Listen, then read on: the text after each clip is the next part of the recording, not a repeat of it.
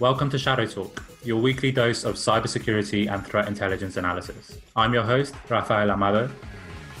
This week, our Russian-speaking security specialist discovered a post from a criminal forum that provided files and source code that were allegedly related to the Carbanak organized criminal group. Now, our team reviewed these files to understand the implications for financial services organizations. In this episode, we'll delve deep into the contents of the leak, which reveals the startling insight criminal groups have into how financial organizations operate. We'll also discuss whether this leak represents a threat to organizations and how businesses can best defend themselves from the techniques used by sophisticated financial criminal groups. All this to come on this week's Shadow Talk. And joining me once again today, we have Simon Hall, Senior Security Engineer here at Digital Shadows. Hi, Simon. Hi there, Raf. Thanks for joining. And also we've got Dr. Richard Gold, Head of Security Engineering. How are you, Richard? Very well, thank you. How are you? Very good. So it's been a busy but exciting week for the both of you, I assume, with these Carbanak findings. But let's start with a brief overview of what happened. So, as I mentioned previously, our Russian-speaking specialist found a rather unusual post on the criminal forum known as exploit.in. Now, the post was made on the 6th of July, 2018, and contained links to files and source code that were allegedly related to the Carbanak group. Then on the 11th of July, these download links were added to Pastebin, sparking a storm on Twitter among the information security community who were trying to make sense of these files. Now, Richard and Simon, before I ask you about the contents of these files, we should explain who or what Carbanak is exactly, as this has added a lot of confusion around this leak. Carbanak specifically can be quite a confusing one in the InfoSec community, as it refers both to the name of a criminal group as well as a custom malware used to target financial organizations. Richard, can you tell us a bit more about the difference between these? Sure. So Carbanak, also known as Fin7, just also to confuse things even more, yeah. Exactly. Is one of the more boutique cyber criminal groups that we've seen operating in recent times. They've been associated with a whole string of very high profile heists, effectively, making off with millions, if not even billions of dollars. And Carbanak, as you mentioned, refers to the group, also known as Fin7, as well as a custom backdoor that they used. Now, what's kind of confusing with what's happened now is that the Carbanak leak turns out to most likely not be Carbanak. It's probably associated to another group. Depending on who you talk to, that's either Bootstrap or that's either Ratopak or Carbanak. So there's lots of different terms for this. However, I think for this podcast, I don't think it really makes sense to get too caught up in the attribution side of things. It's still very, very unclear. But I think what is worth taking home from this is the operational and technical sophistication of some of these financial crime groups. So yes, Rich, regardless of the identity, let's start talking about what's actually in these files. So what type of data and code were contained in this leak then? So this leak contained a really interesting mix of things. There was a custom malware called Pegasus. There were also files that seem to be linked to actual operations. And these files were pretty interesting. There was a quite detailed tutorials around the anti-fraud mechanisms used by many banks. So in one place, there was a very long checklist of anti-fraud measures. So this included things like if a sender's passport was registered as lost, then that would be flagged. If the company involved in the transaction, if the head of that company's passport had been registered as lost, it would also be flagged. So there's all these kinds of anti-fraud measures that were extremely detailed. And there was also a lot of information about how they made fraudulent transactions. So it went into a lot of detail about how payments are made inside of the banks that were being targeted. So that included both how manual payments, how automatic payments are made, and the difference between them, how the signing is done, how they move through the transport gateways, and so on. And also, quite disturbingly, there was a spreadsheet with a list of about 1,000 people who were working in key areas in a whole number of Russian banks.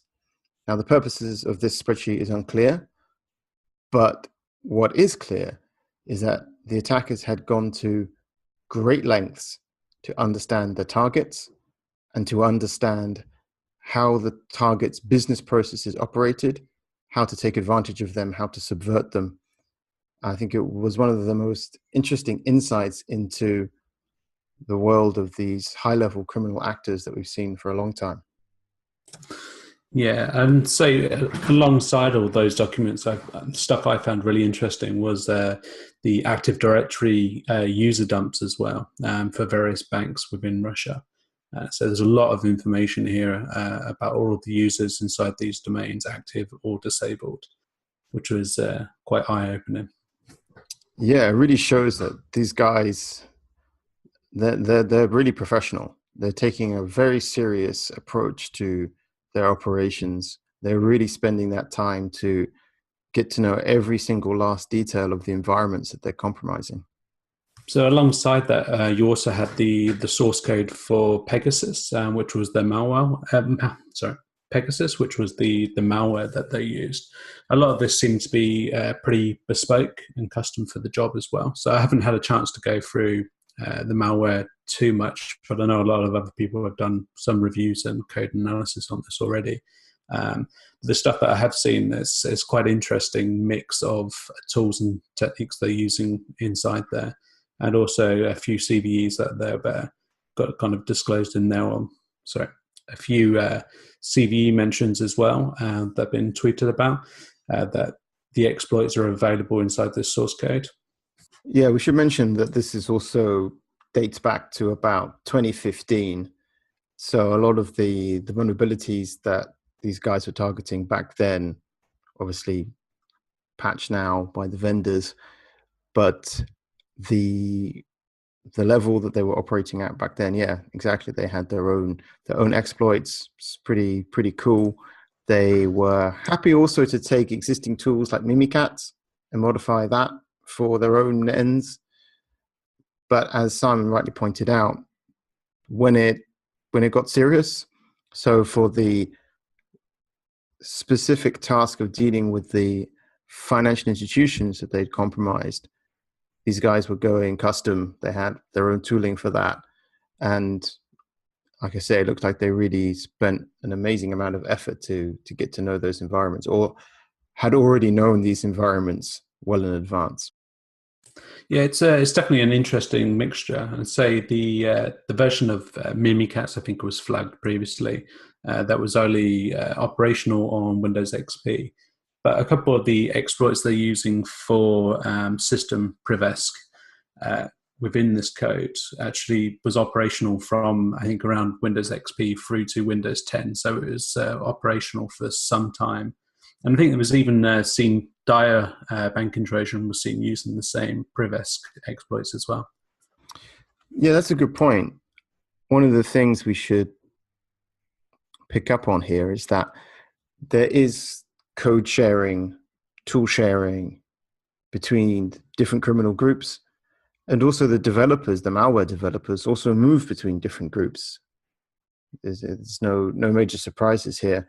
So we can expect to see the same techniques showing up in related or even unrelated malware, simply because of the flow of information and flow of personnel between different groups. For sure. I've seen a few people mentioning, as of with like the equation group dumps, that some of this code may be reused and end up in other pieces of malware. But I think it looks fairly, I mean, it's fairly aged now, but it's also fairly bespoke for the jobs that they were doing, clearly. Yeah, I fully agree. I think we've talked about this before, but when we see dumps like this, people often are concerned that this means that a whole raft of actors are going to be enabled by these leaks. But as you pointed out, Simon, I think it's going to be difficult. These are very, very specific for certain environments. They're not universal. They're not used everywhere across the globe. And it's going to be difficult to make them work elsewhere. Now, the parts that are generalizable, sort of standard remote access Trojan features, Privask, persistence, these kinds of things, can be found in all kinds of different pen testing toolkits, Cobalt Strike, Empire, or others. So I don't think that there's that much that this dump is going to be enabling directly in terms of capabilities that actors don't have already. Yeah, I totally agree with that. I mean, as you say, we're not looking at attribution here, but there is some evidence going around that there's a lot of code reuse through this as well, which makes sense. I mean, you see the use of Mimikatz, which is open source, and there's other pieces of code within there that's been reused between different pieces of malware, and it's quite common for that to happen. So to pick up on that, I think one of the primary questions many of our listeners will be asking is whether this leak has made them more vulnerable to attacks. Now, from what you guys are saying, it seems although the source code has been leaked, it's unlikely other groups or actors will just be able to pick it up and start using it because of how sophisticated and detailed it is. So why should our listeners care about this? Why is it significant? I think the most interesting thing for me is that it really shows the operational and technical sophistication of these guys.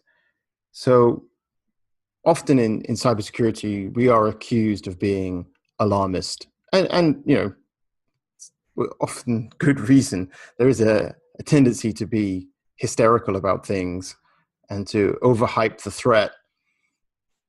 The whole nation state piece is one example of this. But in this case, it really shows that there are actors out there. They have a lot of targets. They have financial institutions clearly in their crosshairs. They've got either people who used to work in these environments or people who know these environments on board, taking full advantage of their knowledge and their experience.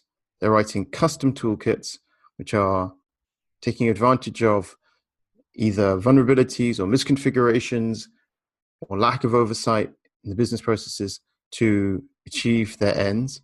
We know that they've been successful. We know that they've made off with very, very large amounts of money. So it shows that these people really are operating. They really are out there. And it is something to be concerned about. Now, I'm not advocating that we need to be paranoid now, but for me at least, I think it really shows how much work certain groups are prepared to put in to really overcome the defenses of these organizations. Yeah, 100%. And I think the main key thing here is with this particular piece of malware, this particular piece of malware, as we said, is utilizing some known exploits. But this was from around 2015, the same time when these exploits were actually released. So they're using the newest tricks.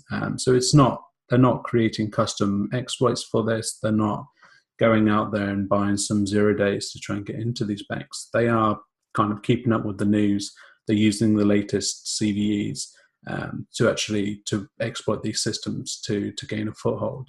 And there's some talk that the initial entry point may have been document based, so using phishing to get into some of these systems. And then they're using these well-known exploits to gain a proper foothold on these systems. So while people are, again, we've mentioned this before, worrying about the kind of 0 days out there, the trading of some of these exploits that no one else has, it goes to show that these groups are using common exploits.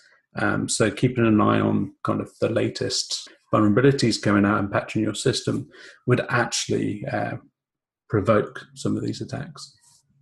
Yeah, I think as well, it's worth keeping in mind that once they've gotten in, they knew where to go. They knew what to do what to look at. And I think that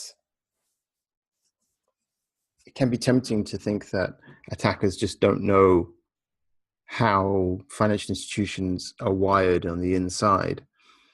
But if you look at some of the tutorials that they provided, and that's also kind of interesting, actually. Why are there tutorials in there? How are they sharing this? Are they doing work for someone else? So that's also kind of an interesting point. But if you look at the tutorials, they mention, which processes running on a machine should you look for when you're looking for the payment gateway, or the transfer gateways.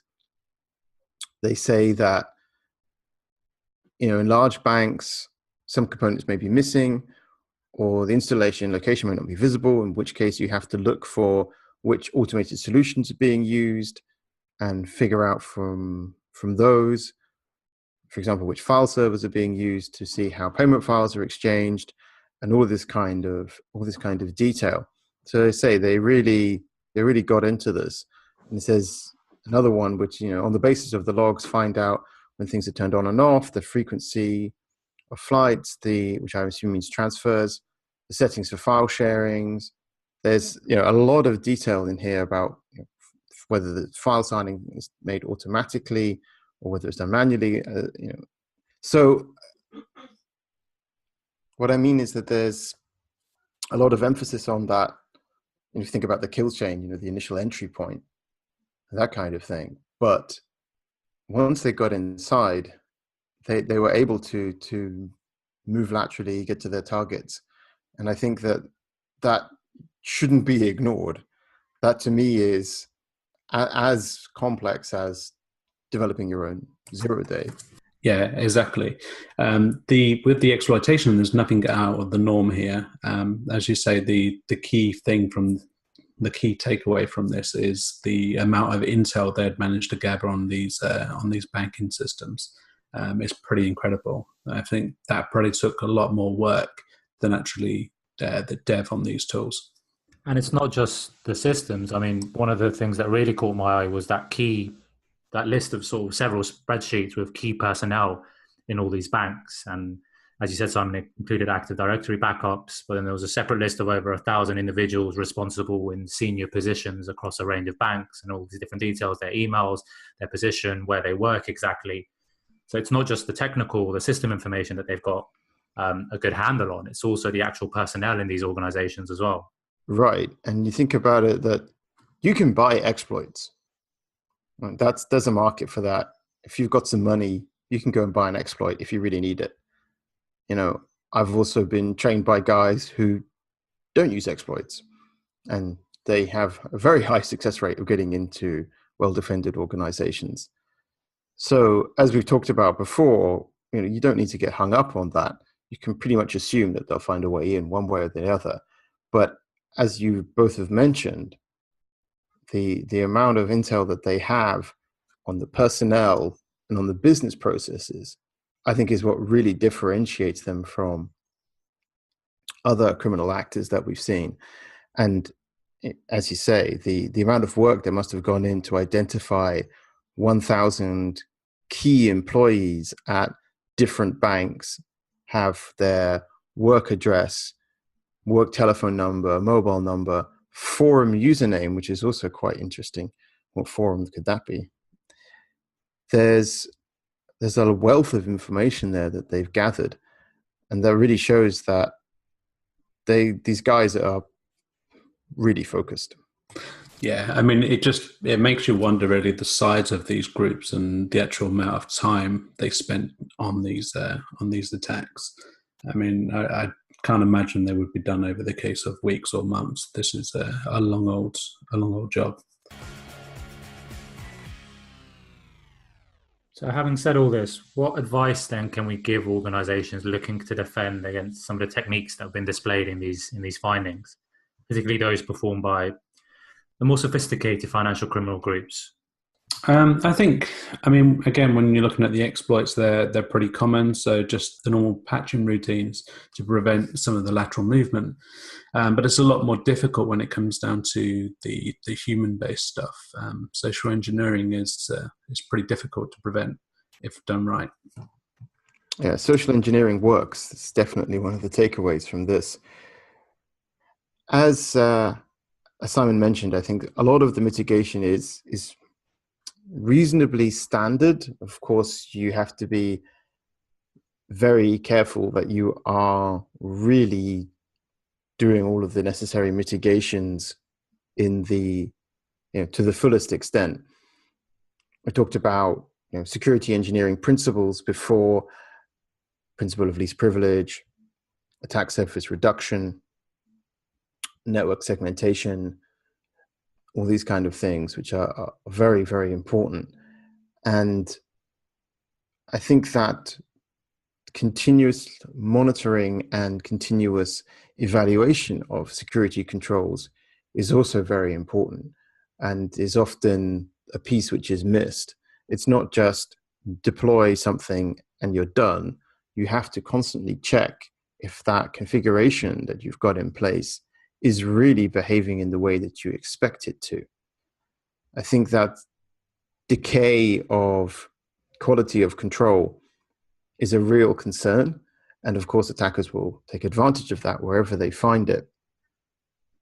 So the defense in depth approach of multiple partially overlapping security controls is very important. But I think as well, you have to have that continuous evaluation. Now, a pen test is, of course, one way. Purple team, where you have your offensive security guys, defensive security guys working together to collaborate and uncover misconfigurations or weaknesses in your security posture, is another excellent way of doing it.